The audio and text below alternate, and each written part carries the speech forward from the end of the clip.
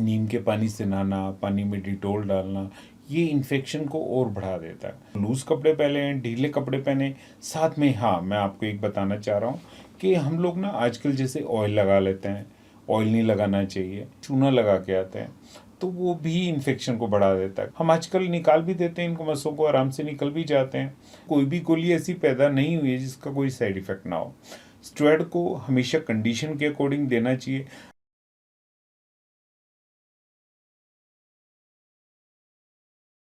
नमस्कार, मैं हूं शैली शर्मा और आप देख रहे हैं जेपी इंडिया। आज हमारे साथ है एनसीआर क्षेत्र के जाने माने वरिष्ठ चर्म रोग विशेषज्ञ डॉक्टर संजय वत्स। डॉक्टर वत्स बतौर स्किन स्पेशलिस्ट रेवाड़ी में लंबे समय से सेवारत हैं। पहले सरकारी अस्पताल में अपनी सेवाएं दी हैं और अभी अपना अस्पताल चला रहे हैं। हमने कुछ दिन पहले तेजी से फैल रहे फ्लू के बारे में अपने दर्शकों तक आंखों के विशेषज्ञ की सलाह पहुंचाई थी। उसी तरह आपको आज स्किन स्पेशलिस्ट की उपयोगी सलाह दिखाने और सुनाने जा रहे हैं। बरसात के मौसम में स्किन डिसीज यानी चर्म रोगियों की संख्या तेजी से बढ़ती है। आज इसका कारण और उपाय तथा कुछ अन्य चर्म रोगों के बारे में डॉक्टर संजय से जानेंगे। डॉक्टर साहब हमें बताने का ये कष्ट करें कि मानसून के साथ ही स्किन डिसीज की प्रॉब्लम बढ़ती जाती है, इसकी वजह क्या है? मैम, आजकल जैसे फंगल इन्फेक्शन बहुत कॉमन होते जा रहे हैं, क्योंकि जैसे जैसे बरसात का सीज़न आ रहा है तो उसके कारण गीलापन आके वो डेवलप हो जाता है। जो फंगस होता है उसके लिए सिर्फ पानी चाहिए और हवा चाहिए, और पानी बरसात के मौसम के कारण या ह्यूमिडिटी के कारण जैसे क्या होता है कि पसीना वसीना ज़्यादा आके वो हम डेवलप कर लेते हैं। आजकल आपने देखा होगा हमारा पहनावा भी ऐसा ही होता जा रहा है कि टाइट कपड़े रहते हैं तो उसके कारण पसीना वगैरह ज़्यादा आता है, तो वो भी गीलेपन का काम करता है। तो ऐसे में फंगल इन्फेक्शन बहुत कॉमन होते जा रहे हैं, जो कि हमारे थाइस वाले एरिया में, ग्रोइंस वाले एरिया में बहुत ज़्यादा आता है। ये कितने प्रकार के होते हैं? ये वैसे तो कई प्रकार के होते हैं, पर मेनली जो हमें यहाँ पे मिलता है वो डर्मेटोफाइट इन्फेक्शन होता है, जो कि कॉमनली हमारे सीजनल के हिसाब से ही होता है, क्योंकि इसी टाइम में ही स्वेटिंग वगैरह ज़्यादा आता है, गीलापन ज़्यादा होता है, तो उसके कारण ये फंगस डेवलप हो जाता है। इसके आमतौर पर आप लोगों को क्या उपाय बता सकते हैं? इसके लिए हम यही कहते हैं कि थोड़े से ढीले कपड़े पहने, सीजनल कपड़े ज़रूर पहनने चाहिए। आजकल हम जैसे जीन्स वगैरह पहने जाते हैं तो वो चीज़ें थोड़ा सा टाइटनेस करने के कारण थोड़ा सा पसीना वगैरह ज़्यादा आता है और उसके कारण फंगस डेवलप हो जाता है। तो हम यही चाहते हैं कि जितने भी अंडर गारमेंट्स वगैरह हैं, ऊपर हम जीन्स वगैरह डालते हैं, थोड़ा सा वो लूज़ कपड़े हों, सीज़न के हिसाब से कॉटन के कपड़े हों, ड्राई हो। सबसे ज़्यादा क्या होता है कि जैसे बरसात का सीज़न है तो इस टाइम में थोड़ा सा वेट वाले कपड़े भी होते हैं, जैसे हमारे अंडर गारमेंट्स हैं, कई बार ड्राई नहीं हो पाते, हम उन्हीं को ही पहन लेते हैं, तो उससे वो वेट होने के कारण वो ज़्यादा फंगल इन्फेक्शन कर देते हैं। तो लूज़ कपड़े पहने, ढीले कपड़े पहने, साथ में हाँ मैं आपको एक बताना चाह रहा हूँ कि हम लोग ना आजकल जैसे ऑयल लगा लेते हैं, ऑयल नहीं लगाना चाहिए, क्योंकि ऑयल से वो और ज़्यादा वेट हो जाएगा। दूसरा ये कि जैसे ऑयल के साथ साथ हम अभी पाउडर डालना भी शुरू कर देते हैं, वो भी इन्फेक्शन को बढ़ाता है। हाँ, पाउडर को कब डालना चाहिए? हमेशा मेंटेन करने के लिए, जब आप बिल्कुल ठीक हो जाते हैं फिर उसके बाद कोई ना कोई हल्का पाउडर डालें ताकि पसीना ना आए। तो इसलिए कपड़े मेन ज़रूरी हैं। दूसरा ये है कि हमारे यहाँ पे सोसाइटी में लोग नीम के पानी से नहाना, पानी में डिटॉल डालना, ये इन्फेक्शन को और बढ़ा देता है। तो इन चीज़ों को अवॉइड करें, ढीले कपड़े, सूती कपड़े किस पहनें। तरह का पानी यूज़ करें, ठंडा या गर्म, वो नॉर्मल? तो हमेशा नो डाउट के स्वेटिंग को रोकना है हमने, तो ठंडा पानी होना चाहिए, नॉर्मल पानी होना चाहिए। ठंडे का मतलब है नॉर्मल पानी हो, ठीक है। ज़्यादा गर्म वाला पानी ना हो तो उससे उतना ही स्वेटिंग होगा तो फंगस ज़्यादा डेवलप हो जाएगा। आमतौर पर देखा जाता है कि हाथों पर, गर्दन पर मस हो जाते हैं और लोग उसके लिए झाड़ा लगवाने जाते हैं और ये दावा भी करते हैं कि हमारा मस ठीक हो गया है। तो इसके पीछे सच्चाई क्या है? आज के वैज्ञानिक युग में इस दावे का आधार क्या है? कोई आधार नहीं है, बिल्कुल बेसलेस है ये चीज़ें। देखिए, एक जैसे कोरोना था, इसी तरह से ये एक वायरल इन्फेक्शन है जो वायरस से होता है, ठीक है ना। तो इसमें ये धारणाएं गलत हैं कि उससे हो जाएगा। कई तो लोग हमारे पास जैसे क्लिनिक में आते हैं तो वो चूना लगा के आते हैं, तो वो भी इन्फेक्शन को बढ़ा देता है। कई बार इतने ज़्यादा घाव हो जाते हैं।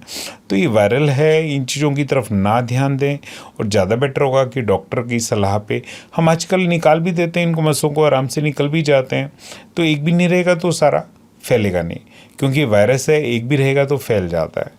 तो इनको हम आराम से निकाल भी सकते हैं, मेडिसिन से भी ट्रीट कर सकते हैं।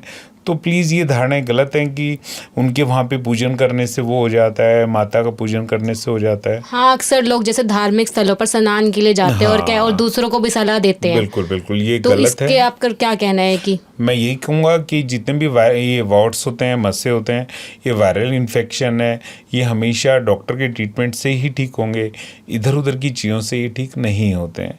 कई बार हमारी ये भी धारणा है कि डॉक्टर साहब आपने एक ही मस्सा निकाला था, इससे तो मेरे और फैल गए हैं। ऐसा कुछ भी नहीं होता है।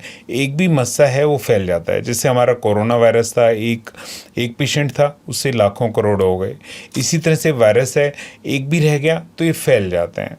पेशेंट निकालने के बाद क्या धारणाएं रखते हैं कि डॉक्टर साहब निकालने के बाद कई बार फैल जाएंगे। ऐसा नहीं होता है, वो कई बार मिस हो जाता है।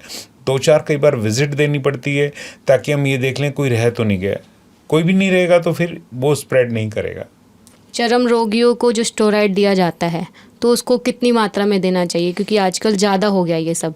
देखो, स्टेरॉइड कोई गलत मेडिसिन नहीं है, एक लाइफ सेविंग ड्रग है, पर उसको अगर आप ढंग से मेंटेन करके दिया जाए तो कोई साइड इफ़ेक्ट नहीं है। वरना तो कोई भी गोली ऐसी पैदा नहीं हुई है जिसका कोई साइड इफ़ेक्ट ना हो। स्टेरॉइड को हमेशा कंडीशन के अकॉर्डिंग देना चाहिए। अगर अग्रेसिव कंडीशन में, सीवियर कंडीशन में कोई पेशेंट आता है तो हम स्टेरॉइड देते हैं, पर उनको उसी हिसाब से टेपर करना चाहिए। जैसे हमने कोई टैबलेट स्टेरॉइड हमने 16 मिलीग्राम दिया तो उसको हमने फटाफट जैसे जैसे पेशेंट का इंप्रूवमेंट आता जाए उसको कम कर दें डोज को, तो उसके साइड इफ़ेक्ट नहीं होंगे। हमेशा ये एक धारणा ही होती है कि नहीं सर डॉक्टर साहब आपने तो स्टेरॉइड डाल दिया, हमें ज़रूरत था, ये लाइफ सेविंग ड्रग है, तो उसको हमने आपको कंट्रोल करके आपको डिजीज़ फ्री करना है, उसके बाद मेडिसिन को टेपर कर दें तो उसके बाद उसके साइड इफ़ेक्ट होंगे ही नहीं। जैसे अभी पिछले कुछ समय आपने देखा होगा रेवाड़ी के गुजरीवास गांव में लोग कुएं के पानी लेके आ रहे थे, बोल रहे थे कि चर्म रोग की बीमारी से दूर हो जाएगी। लेकिन ऐसा क्या आप इसको किस हद तक सही मानते हैं? नहीं, ये तो इन्फेक्शन को बल्कि और बढ़ा देते हैं। इतने वायरस, इतने कीटाणु होते हैं उन पानी में, तो ये तो और ज़्यादा बढ़ाएगा। ऐसा हमारी धारणा है, ये बिल्कुल गलत है। ये चीज़ें ना करें, इनसे और भी इन्फेक्शन फैलते हैं, ठीक ना। और आजकल तो आपने देखा होगा बहुत ज़्यादा जॉन्डिस वगैरह इसी की वजह से होता है कि हम लोग पानी पीते हैं, उसमें वायरस होता है, कीटाणु होता है, तो उससे वो जॉन्डिस वगैरह, पीलिया वगैरह बहुत कॉमन होता है। वायरल इन्फेक्शन है। जॉन्डिस क्या एक तरह से हेपेटाइटिस है, जो कि एक वायरल इन्फेक्शन है। इन पानी बाहर के पानी से, बाहर के खान पान से, इनसे ज़्यादा होता है। वैसे अगर हम आमतौर पर देखें तो चर्म रोग की बीमारी हमारे शरीर के किन स्थानों पर ज़्यादा देखने को मिलती है? वो एरिया वाइज होता है। जैसे फंगल इन्फेक्शन है, हमें नीचे ग्राइंस में, थाइस एरिया में ज़्यादा मिलेगा क्योंकि वहाँ पे स्वेटिंग ज़्यादा होती है। स्केबीज़ है आजकल जैसे बहुत कॉमन मिलता है। स्केबीज़ एक लगने वाली खुजली है जो पूरी बॉडी में और पूरी जिससे फैमिली मेम्बर्स हैं उनमें सब में स्प्रेड हो जाती है। तो ये एक स्केबीज़ है। स्केबीज़ मैक्सिमम हाथों से शुरू होती है और पूरी बॉडी में फैल जाती है, ठीक है। एरिया वाइज होते हैं, जैसे एक्ने हैं, एक्ने पेशेंट्स होते हैं, कील मुहासे जिनको हम बोलते हैं, वो ज़्यादातर फेस पे होते हैं। फेस के अलावा भी कई बार पेशेंट्स होते हैं कि गर्दन के आसपास भी मिल जाते हैं, हमें बैक पे, पूरी कमर पे मिल सकते हैं, ठीक है। गर्दन के आसपास बहुत कॉमनली मिल जाते हैं। तो कई बार पेशेंट को हम ये कहते रह जाते हैं बेटा ये एक्ने वाले दाने हैं, पेशेंट नहीं मानते हैं। तो ये भी एक साइट है। गर्दन के आसपास आपको बाजू पे और कमर पे भी एक्ने वाले दाने मिल जाते हैं। तो ये बहुत ज़्यादा कॉमन है आज के टाइम में। अभी जैसे फोड़े फुंसियाँ निकल रही हैं बच्चों में, बहुत ज़्यादा कॉमन है। ये भी इन्फेक्शन है, खाने पीने से भी हो जाता है, पानी से, धूल मिट्टी से भी हो जाता है। तो इन चीज़ों को थोड़ा सा ध्यान रखें, खान पान में थोड़ा ध्यान रखें।